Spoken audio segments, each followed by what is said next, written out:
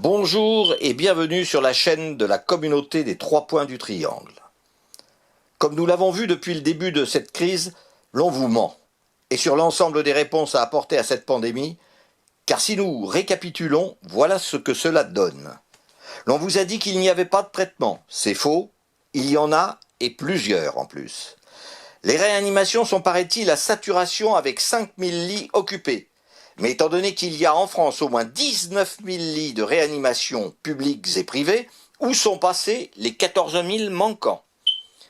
Pourquoi les établissements privés ne sont-ils pas sollicités de façon plus importante pour les réanimations, limitant des transferts vers d'autres régions et pouvant ainsi soulager les hôpitaux publics?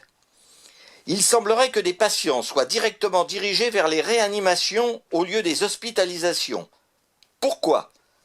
À raison de 10 000 € facturés à la sécurité sociale par journée de réanimation, la cause est rapidement connue. Un hôpital a tout intérêt à avoir des lits de réanimation occupés au lieu d'hospitalisation. Avez-vous remarqué que l'on vous parle de nombre de cas journaliers importants, alors que les chiffres officiels sont 3 fois moins élevés? Par ailleurs, curieusement, le nombre de décès est pratiquement occulté. On vous parle d'un passeport vaccinal, ce qui sous-entend que ceux qui ne seront pas vaccinés devront être exclus de toute activité.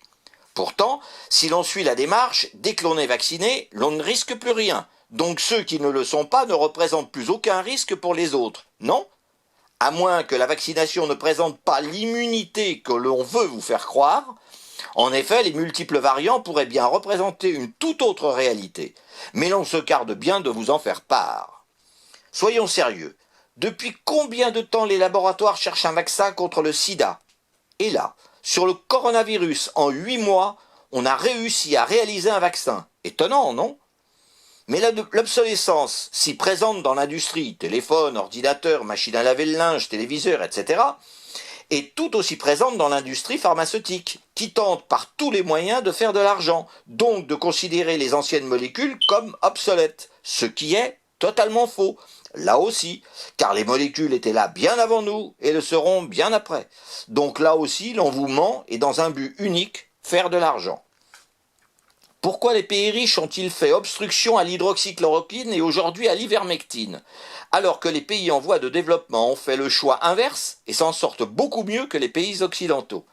Tout simplement parce qu'ils n'ont pas les moyens de se payer des molécules à prix d'or, dont, en plus, l'efficacité est insuffisante, voire dangereuse, remdesivir. Alors nous n'allons pas polémiquer plus longtemps sur ce sujet, car tout a été dit. À vous, humains, de réagir vis-à-vis de vos gouvernants qui, à notre avis, ont d'autres intentions beaucoup moins reluisantes. Vous avez bien compris que le mensonge fait dorénavant partie de votre quotidien. Mais sachez que d'autres sujets sont de la même veine.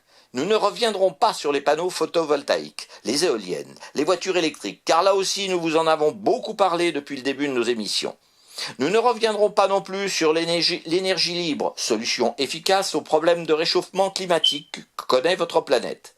Mais nos prochaines émissions auront pour but de vous dévoiler des déviances dans de nombreux domaines et surtout sur l'incidence que représente dans ce combat contre le réchauffement climatique l'élevage intensif ainsi que la pêche intensive.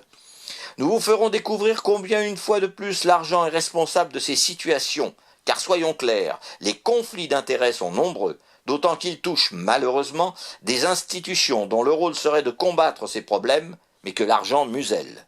Vous découvrirez comment des associations prônant l'écologie sont réduites au silence par le biais de l'argent.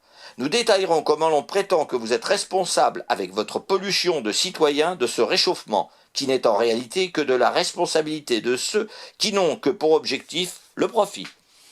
Votre monde est au bord du désastre. Vos élites et vos gouvernants le savent, mais pour autant, ils continuent à ignorer la réalité.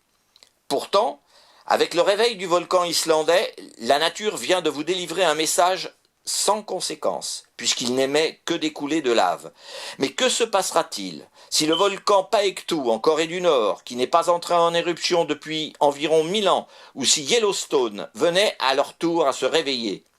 Vous pouvez dire que la Covid-19 serait alors un bien maigre sujet. À bientôt sur notre chaîne. Les peuples de la Terre doivent prendre conscience de leur importance et faire comprendre à leurs dirigeants que l'avenir de leur monde leur appartient.